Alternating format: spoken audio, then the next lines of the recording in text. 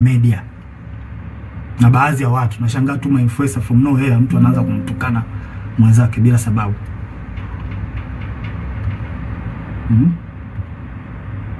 Na wanaweza kumpinga au kumuondoa kiongozi aliyechaguliwa kama hawakubaliani naye. Mfano wananchi labda wamemchagua kiongozi fulani ambao wao wamempenda, wameona kabisa huyu kiongozi ataenda kutusaidia kutukomboa katika nchi yetu au katika jamii yetu. Sasa kama huyo kiongozi ataenda tofauti na matakwa ya hao deep state, watafanya kila hila aidha kumuondoa kwenye madaraka yake au kumdhuru afya yake, ikiwezekana kabisa kumuua. Sasa zifuatazo ni dalili ambazo zinaweza kuonyesha kwamba katika nchi yako kuna deep state. Namba moja, maamuzi makubwa yanafanyika nyuma ya pazia. Sera muhimu zinapangwa na watu wachache wasiochaguliwa na umma, ambazo hazina maslahi kwa umma na mara nyingi zinakuwa zinawakandamiza wananchi. Namba mbili, idara za usalama zinakuwa na nguvu zaidi ya kawaida. Vyombo vya ujasusi, mfano polisi, usalama, vinaonekana kutenda mambo kinyume na sheria au kibali kutoka serikalini au bunge, kwa sababu muda mwingine wanapokea amri kutoka huko kwenye deep state. Namba tatu, ukosefu wa uwajibikaji.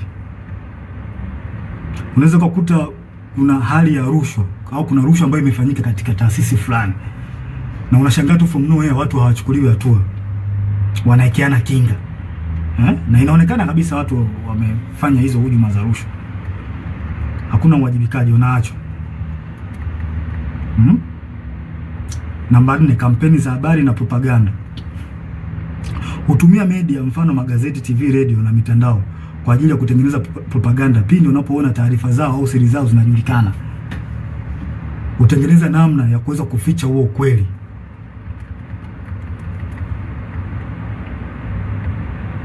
Maslahi ya namba 5, maslahi ya kiuchumi na kiusalama. Watu wachache sana, mfano wafanyabiashara wakubwa, familia za kitajiri na taasisi za fedha, wanashirikiana moja kwa moja na maafisa wa usalama au jeshi. Yaani wanakuwa kitu kimoja, wanatengeneza bondi. Na pia mikopo au tenda au mikataba ya kitaifa ambayo ina faida wanapeana wao kwa wao. Wanapeana maslahi wenyewe kwa wenyewe. Si watu wazuri hao. Namba 6, kukandamizwa kwa wakosoaji au whistleblowers. Wapiga filimbi au waandishi wa habari za kichunguzi mara nyingi wanakandamizwa, ikiwezekana kuuliwa au kudhuriwa pindi wanapotoa habari zao, pindi wanapofichuliwa. Na vyombo vya habari muda mwingine vinavyofanya hivyo mara nyingi wanachukuliwa hatua. Hivyo vyombo vya habari vinachukuliwa hatua na hao watu kwa sababu wana mkono mrefu.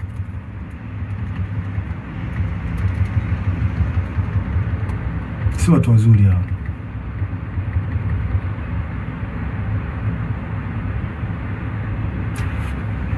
Huendeleza maslahi hata kama ni kinyume na matakwa ya umma au sheria. Wananchi hata mkipiga kelele vipi kuhusu hali mbaya au matatizo ya nchi, wao hawajali. Yaani wanafanya mambo kwa maslahi yao, hawajali wananchi hao watu. Hawajali kabisa. Wanafanya mambo kwa faida zao wenyewe. Sasa kwa namna hiyo mnaweza mkapata clear picture kuhusiana na hili jambo la deep state. Kwa mnaweza mkafanya comparison, mnaweza mkaangalia hali halisi na kinachotokea nchini kwetu. Je, hiko kitu kweli ni kipo? Kwa mimi ninavyoona na kwa namna ambavyo nchi yetu inavyoendelea, hii jambo lipo kabisa bila hata kuficha. Hakuna kuficha hapa. Hili jambo lipo na linaongozwa na CCM mtandao, wanajiita mtandao hapa. Wapo chini ya Kikwete, Rostam Azizi, wakina marehemu Bernard Membe, Mungu lazima roho yake mahali pema peponi. Hawa watu ndio wanasababisha Tanzania isiendelee, wanarudisha nyuma nchi yetu. Na vile vile waliweza walimhujumu sana Dr. marehemu John Pombe Joseph Magufuli. Yeye mwenyewe alisema kuna watu wanamhujumu, na Kikwete mmoja wapo. Alisema Magufuli bila ubishi. Hawa watu wa Tanzania wanatakiwa mwajue kwamba hawa watu hawana nia njema ya taifa hili. Hawana nia njema kabisa.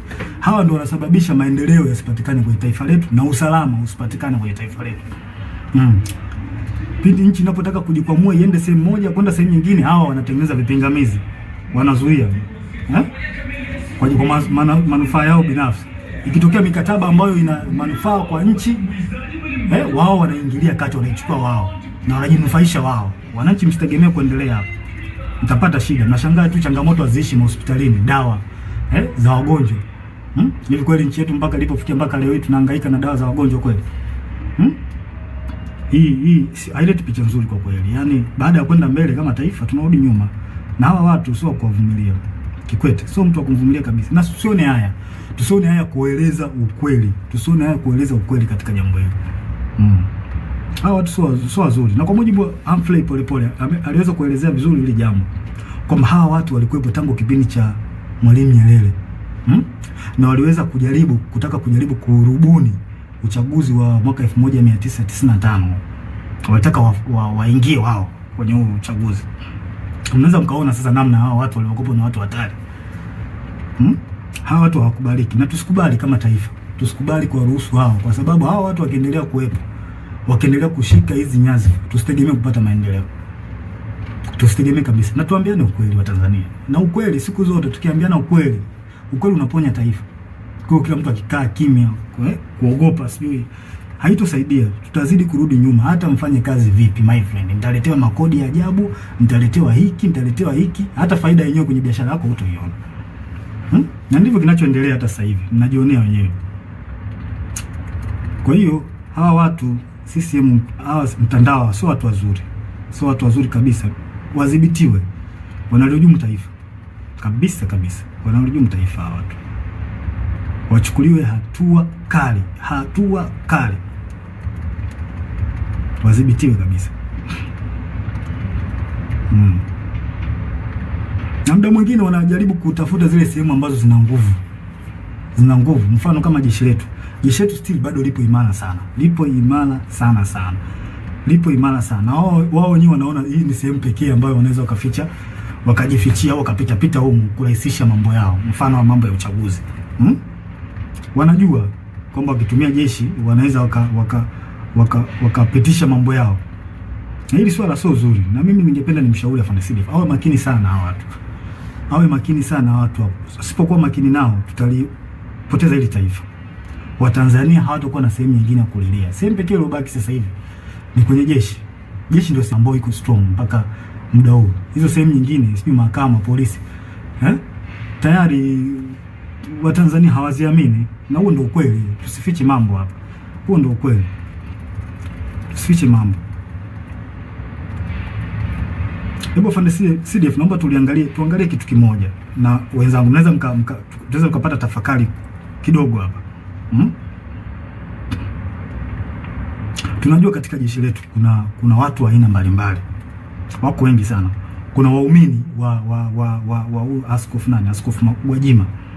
Kuna watu ambao pia walikuwa wanampenda Magufuli. Kuna watu ambao pia ni waumini wa Roman Catholic. Na ambao pia wamesikitishwa sana na kupigwa kwa huyu padri wao Father Kitime. Kuna watu pia ambao ni watu ambao wanapenda haki. Wanachukizwa tu na mambo ambayo yanaendelea nchini. Wapo kwenye jeshi letu. Wapo watu wengi wazuri wapo. Pia tuna watu ambao ni kabila la Kimasai ambao pia wameumizwa sana na swala ambalo linaendelea huko kwa ndugu zao, ikiwemo na wao wenyewe kuondolewa kwenye hii Ngorongoro na Loliondo, kufukuzwa. Wapo kwenye jeshi letu wa Masai, wapo. Wapo wengi sana. Pia kuna askari ambao ni ndugu jamaa na marafiki na watu ambao waliotekwa na kuuawa. Wapo ambao wana undugu au na urafiki. Wapo. Wapo wengi. Sasa hebu tutafakari kitu kimoja. Sasa kama hawa watu wapo na kwa namna moja au nyingine wameumizwa na haya ambao au wameathirika kwa namna moja ama nyingine na baadhi ya matendo ya serikali. Kwa mfano kama kupigwa kwa Father Kitime, au Katoliki ambao ni askari watajisikiaje? Kufungiwa kwa kanisa kwa la Askofu Gwajima, au waumini ambao ni askari kwenye jeshi letu watajisikiaje? Au Wamasai, maafisa na askari ambao ni Wamasai wamefukuzwa Ngorongoro huko ndugu zao, au ongezekana wao wenyewe watajisikiaje? hawa askari na maafisa ambao ni wapenda haki wanapenda tu kuona kwamba nchi inaenda katika misingi ya haki. Wakiona haya yanayoendelea nchini watajisikiaje? Sasa vipi sasa ikionekana kwamba hao wanasiasa wanajaribu kulazimisha jeshi litumike kuwanufaisha wao, hasa chama tawala? Hawa watu hawa watajisikiaje? Watahisi vipi wakati chama tawala hicho ambacho kimeshika dola ndicho kilichowaumiza, kilicholeta machungu, kufungiwa kanisa, kufukuzwa kwa Wamasai Ngorongoro, Wakatoliki kwa Paza Kitima kupigwa? Unadhania watajisikiaje watu? Sijui mnanielewa. Kwa hiyo tujiepushe sana Afande Sidif, na kuomba mkuu wangu, tujiepushe sana kukubali au kukubaliana na hawa wanasiasa kujaribu kuweka mambo yao ya kisiasa, kututumia sisi kupitisha mambo yao ya kisiasa, kutengeneza fia kwa Watanzania. Tusiruhusu watu wafanye hivyo. Tutaligawa jeshi. Hawa wanajeshi hao waliofanyiwa haya yote nilioeleza, wana maumivu, unajua wana maumivu makubwa kiasi gani? Wanajisikiaje kwa ambayo yanafanyika au waliotendewa ndugu zao, maaskofu zao, wanajisikiaje? Unajua wanawaza nini kwenye akili zao? Je, vipi sasa wakihisi kwamba hao wanasiasa wanataka kulitumia jeshi lao, watajisikiaje? Si wataona kwamba jeshi nao limewatenga, liko upande wa watu ambao sio watu wazuri? Hii ni hatari sana kwa taifa. Tusikubaliane hata mara moja. Na mimi binafsi sikubaliani nayo. Sikubali jeshi kuhusishwa na mambo ya siasa, kwa sababu ni hatari. Ni hatari kwa taifa. Tuambiane ukweli. Yaani ukweli utatusaidia sana. Na haya mambo hata alishasema baba wa taifa Mzee Warioba, alishakataza sana. Tusirihusishe jeshi kwenye mambo ya siasa. Tutaharibu nchi. Tutaleta mgawanyo mkubwa sana. Teta mambo. Kuna maaskari na maofisa ambao wanapendezwa sana na the way huyu mwenyekiti wa Chadema Tundu Lissu anavyofanya hizo siasa zake, wanapendezwa nao. Huwezi kumlazimisha mtu, hiyo kitu kipo moyoni mwake. Sasa vipi sasa wakiona kwamba jeshi linahusishwa na wanasiasa wanalitumia kwenye mambo ya watu watawala ambao wamemzuru au wanaendelea kumshikilia vibaya huyo wao Tundu Lissu, watajisikiaje? Tunatengeneza bomu ambalo linaweza kuja kutulipukia baadaye tukashindwa kulidhibiti. Tujiepushe sana na haya mambo. Sio mambo mazuri kabisa, yanahatarisha taifa letu kwa kweli. Tusiweze kuyavumilia kabisa, tuwe wawazi kuyaongea. Sasa huu ni ushauri wangu. Kwanza tusidanganye kwamba wananchi